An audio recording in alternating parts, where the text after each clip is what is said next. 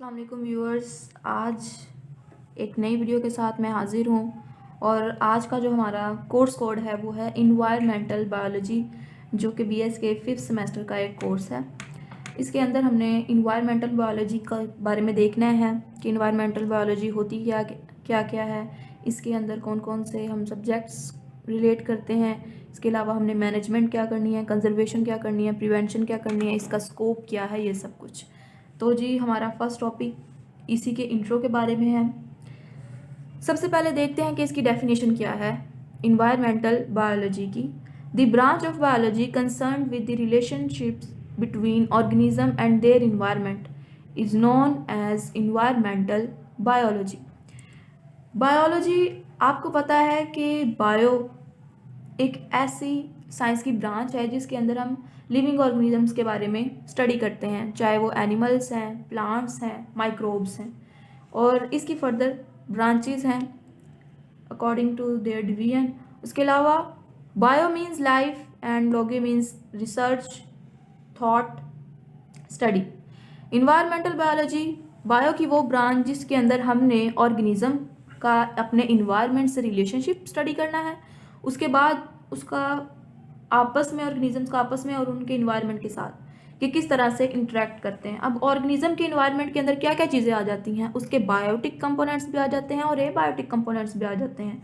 Abiotic non living component जिसके अंदर water, air, ये सारे कंपोनेंट्स। बायोटिक कंपोनेंट्स में दूसरे एनिमल्स आ जाते हैं, दूसरी स्पीशीज़ आ जाती हैं, दूसरे लिविंग ऑर्गेनिजम्स आ जाते हैं जिसके साथ किसी भी ऑर्गेनिज्म ने इंटरेक्ट करना होता है अपने उस इन्वायरमेंट में सर्वाइव करने के लिए। उसके बाद हम इसका स्कोप देखें कि इन्वायरमेंटल बायोलॉजी का स्कोप क्या है, क्या क्या हम इस सब्जेक्ट में स्टडी करते हैं। सबसे पहले मैनेजमेंट ऑफ नेचुरल सोर्सेज। हमारे पास अल्लाह ताला ने जो भी नेचुरल सोर्सेज प्रोवाइड किए गए हैं, जैसे कि वाटर है, कोल है, नेचुरल गैस है, ये सारे सोर्सेज जो कि डिप्लीट हो रहे हैं डे बाय डे, कमी का शिकार हो रहे हैं, उनको हमने किस तरह मैनेज करना है, किस तरह बचा के रखना है हमारे फ्यूचर के लिए, हमारे आइंदा सालों के लिए। उसके बाद conservation of ecosystem and biodiversity. हमने अपने इकोसिस्टम को और बायोडाइवर्सिटी को कंजर्व करना है। कंजर्व का मतलब है उन्हें बचा कर रखना है, उन्हें लॉस होने से बचाना है। इकोसिस्टम हमारा माहौल जिसके अंदर बायोटिक कंपोनेंट्स भी आ जाते हैं, एबायोटिक कंपोनेंट्स भी आ जाते हैं, ठीक है जी, दूसरे ऑर्गेनिजम्स भी आ जाते हैं। उसके बाद बायोडाइवर्सिटी, प्लांट्स और एनिमल्स की डिफरेंट वेराइटी को हम बायोडाइवर्सिटी कहते हैं। Biodiversity day by day loss हो रही है, प्लांट्स और एनिमल की स्पीशीज इंडेंजर्ड हो रही हैं, उनको इंडेंजर से बचाना है हमें, उनको एक्सटिंक्शन से बचाना है। तो ये भी इन्वायरमेंटल बायोलॉजी का एक गोल है। उसके बाद थर्ड जो इसका गोल है जी, prevention and control of pollution. हमारा एंथ्रोपोजेनिक एरा के अंदर एक बहुत बड़ा चैलेंज बन चुका है पोल्यूशन। अब पोल्यूशन वो एयर की भी हो सकती है, वाटर की भी हो सकती है, लैंड की भी हो सकती है।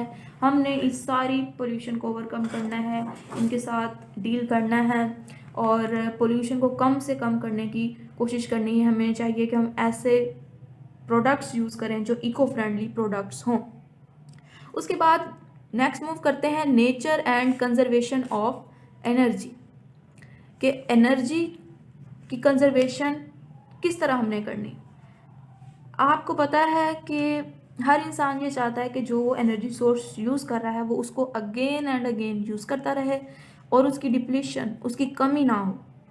तो ये हमारा गोल है इन्वायरमेंटल बायोलॉजी के अंदर।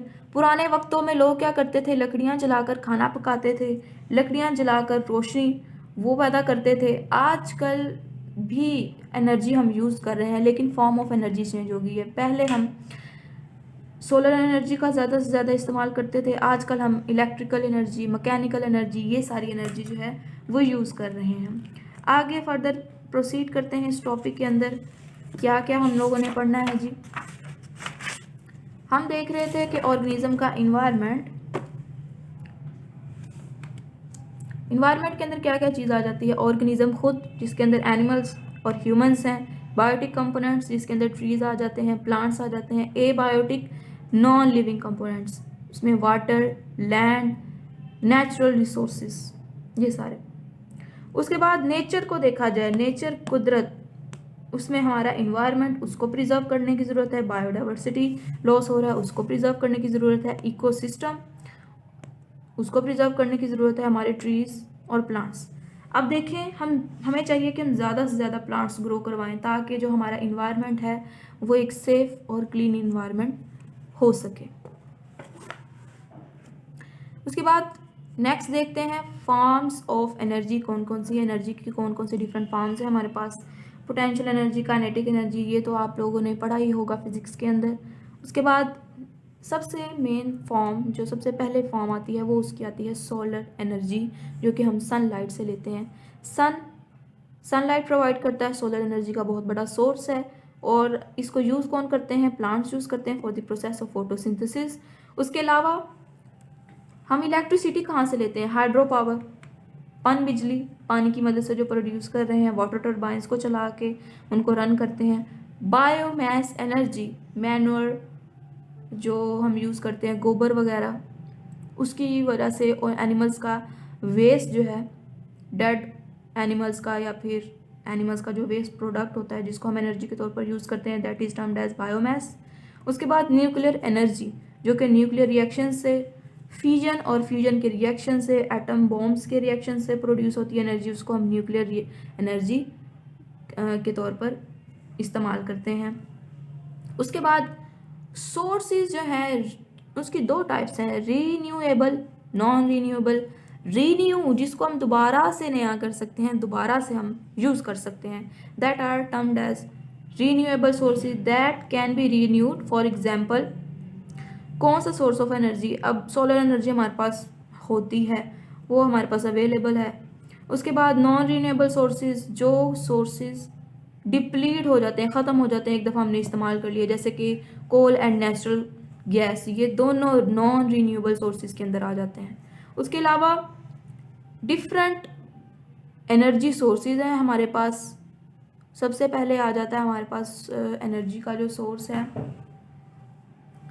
वो है जी कि बायोमास। बायोमास, जैसा कि मैंने आपको बताया, बायोमास का मतलब है ऑर्गेनिजम्स का जो वेस्ट मटेरियल है वो एक बायोमास के तौर पर यूज़ किया जाता है। अच्छा जी, सोलर एनर्जी पे बात करते हैं। सोलर एनर्जी रीन्यूएबल एनर्जी है। उसके अलावा सोलर एनर्जी जो है पूरा प्लैनेट जो है हमारा वो सोलर एनर्जी यूज़ कर रहा है, क्योंकि सनलाइट जो है वो हर ऑर्गेनिज्म को अवेलेबल है, हर बंदा उससे फ़ायदा उठा रहा है। उसके अलावा हम उससे इलेक्ट्रिसिटी भी प्रोड्यूस कर रहे हैं, उसके अलावा हीट भी प्रोड्यूस कर रहे हैं। विंड एनर्जी भी रीन्यूएबल एनर्जी है।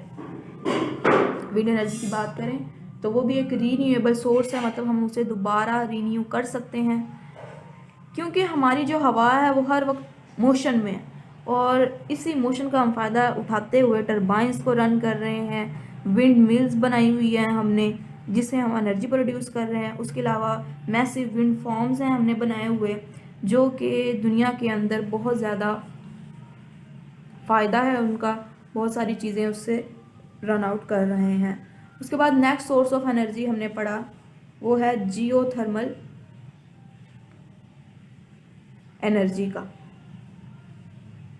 जियोथर्मल एनर्जी की बात करें तो जियो का मतलब होता है जी अर्थ। अर्थ हमारी ज़मीन के अंदर जो हीट ट्रैप हो जाती है, उस एनर्जी को, उस हीट को हम लोग यूटिलाइज करते हैं अपने मकासद के लिए, अपनी फैसिलिटी के लिए। ठीक है जी। अब ये एनर्जी होती किस तरह से प्रोड्यूस है? रेडियो एक्टिविटी के जब हो जाता है अर्थ क्रस्ट के अंदर, रॉक्स के अंदर, चट्टानों के अंदर, तो तब ये एनर्जी प्रोड्यूस होती है। बाज़ औक़ात ये हीट की फॉर्म में बाहर एस्केप होती है ये एनर्जी, और बाज़ औक़ात उनके अंदर, उन रॉक्स के अंदर ही ट्रैप हो जाती है जियोथर्मल एनर्जी।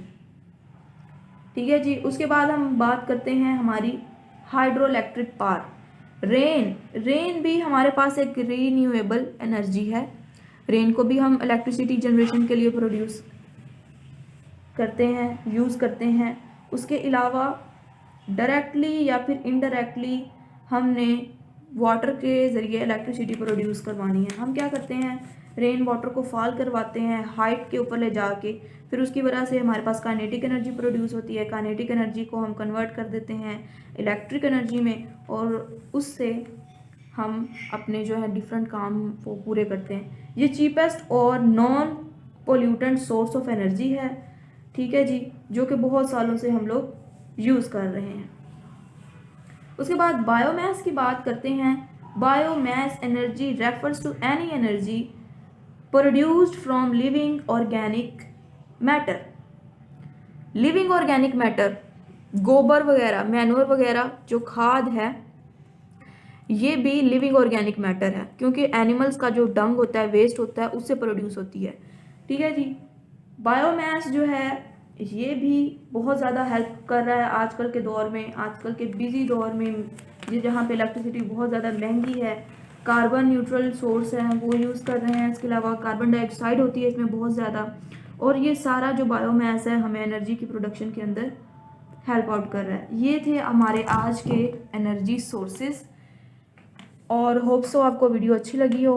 प्लीज़ वीडियो को पूरा देखा करें, चैनल को सब्सक्राइब करें और बेल आइकन को प्रेस कर दें। अल्लाह हाफिज़। नेक्स्ट वीडियो में मुलाकात होगी आपसे।